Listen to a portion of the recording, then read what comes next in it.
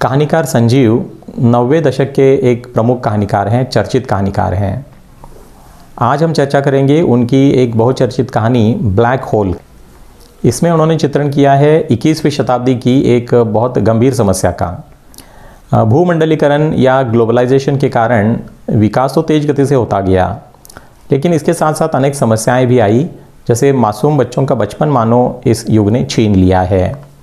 जो कंपटीशन का ज़माना है, प्रतिस्पर्धा है, होड़ है, तो नंबर 1 बनने की लालसा के कारण सब भाग रहे हैं। विशेषकर जो छात्र हैं, उनके माता पिता उन पर दबाव डाल रहे हैं नंबर 1 बनने के लिए, करियर में बहुत तेज़ गति से आगे बढ़ने के लिए। तो इसका जो परिणाम बच्चों पर हो रहा है, इसका चित्रण ब्लैक होल इस कहानी में किया गया है। और इस कहानी की जो प्रमुख पात्र है श्रीमती अलका और उनका बेटा अंकुर, इनके माध्यम से यह चित्रण किया गया है। इस कहानी का अध्ययन आरंभ करने से पहले हम जानते हैं कि ब्लैक होल का अर्थ क्या है। तो साइंस में है, आप जानते होंगे कि अंतराल में एक ऐसा बहुत बड़ा छिद्र है जो अपनी गुरुत्वाकर्षण की शक्ति के कारण सारी चीज़ों को अपनी ओर खींच लेता है, यहाँ तक कि प्रकाश भी उसमें समा जाता है। तो इस ब्लैक होल में सब कुछ समा जाता है, इस बहुत बड़े शून्य में सब कुछ समा जाता है। तो उसी तरह से आज के युग में बच्चों की सारी खुशियाँ भी इस ब्लैक होल की वजह से, या जो होड़ है उस होड़ की वजह से एक शून्य में परिवर्तित होती जा रही है और बच्चों के सामने एक अंधकार सा होता जा रहा है। तो चलिए चर्चा करते हैं ब्लैक होल इस कहानी का कथानक तथा इसमें चित्रित प्रमुख समस्या का। कहानीकार संजीव आधुनिक हिंदी के एक प्रमुख जनवादी कहानीकार हैं। उनकी पहली प्रकाशित कहानी अपर्णा थी, जो परिचय लघु पत्रिका में 1962 में छपी थी। कहानी एवं उपन्यास दोनों विधाओं में उन्होंने समान रूप से क्रियाशीलता का परिचय दिया है। अब तक उनके 13 कहानी संग्रह और 11 उपन्यास प्रकाशित हो चुके हैं। इसके अतिरिक्त 2 बाल उपन्यास एवं अन्य कुछ रचनाएं भी उनकी प्रकाशित हैं। ब्लैक होल यह प्रतिस्पर्धा के जीवन की त्रासदी की कहानी है। प्रतिस्पर्धा के इस युग में दौड़ते हुए सबसे आगे रहना और पैसा कमाना यह एकमात्र उद्देश्य रह गया है।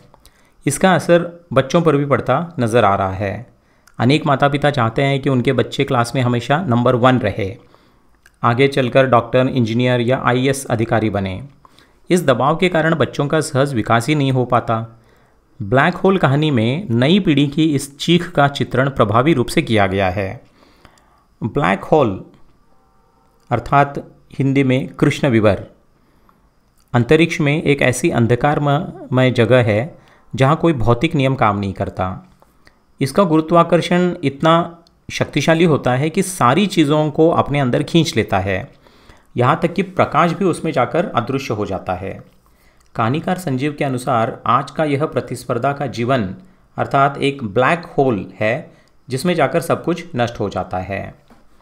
इस कहानी के पात्र इस तरह से हैं: श्रीमती अलका, उसके पति मिस्टर PP अर्थात परमेश्वर प्रसाद, और उनका बेटा अंकुर अर्थात अंक। अलका की उम्र 40 के करीब है। कुछ वर्षों पहले तक वे अपनी हाउसवाइफ की स्थिति में खुश थीं। पति क्लर्क हैं। घर में पैसों का कुछ अभाव होने पर भी पति का चेहरा बेदाग है, इस बात से भी खुश थी। परंतु आजकल उनका रुख बदल गया है। पड़ोसी श्रीमती ग्रेवाल, मेहरोत्रा आदि का रहन सहन देखकर खींचती है, क्योंकि उन सबके पति ज़रूरत से ज़्यादा पैसा कमाते हैं। उनके बच्चे सेंट थॉमस जैसे प्रतिष्ठित स्कूल में पढ़ते हैं, क्लास में हमेशा अव्वल आते हैं। इससे प्रभावित अलका के मन में खुद के परिवार के बारे में हीन भावना पैदा होती है। यह भी नहीं सोचती कि वे सारे लोग किस मार्ग से पैसा कमाते हैं। उनके पति PP स्वभाव से शांत हैं, बहुत समझाते हैं कि इस प्रतिस्पर्धा का कोई अंत नहीं, पर श्रीमती अलका नहीं मानती। पति से हमेशा झगड़ा करती है, ताने देती है। बेटे अंकुर के पीछे पड़ जाती है कि वह पढ़ाई में अव्वल रहे, किसी प्रतिष्ठान का MD या IAS अधिकारी बने। अब कौन नहीं चाहता कि उनके बच्चे अच्छे अंकों से पास हों और उन्हें अच्छी नौकरी मिले। वो पति से कहती है, मैं चाहती हूँ कि अंक कीड़े मकोड़ों की तरह नहीं बल्कि शान से खड़ा हो, दिस मच। अर्थात अलका का उद्देश्य गलत नहीं था, लेकिन तरीका गलत था। आधुनिकता का इतना प्रभाव अलका पर पड़ जाता है कि जैसे तैसे पैसे जोड़कर अपने लिए मॉड कपड़ों का बंदोबस्त करती है। ब्यूटी पार्लर भी जाने लगती है।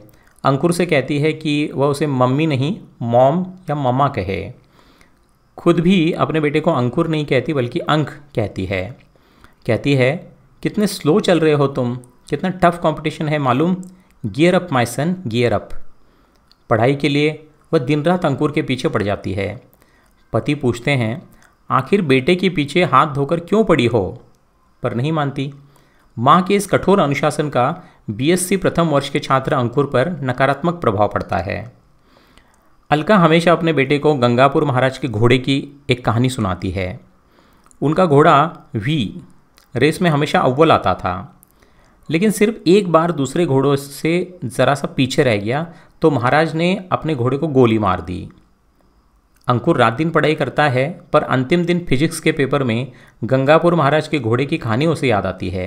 माँ की बात भी याद आती है कि यहाँ पास मार्क कोई मायने नहीं रखता, मायने रखता है 100 के करीब पहुँचना।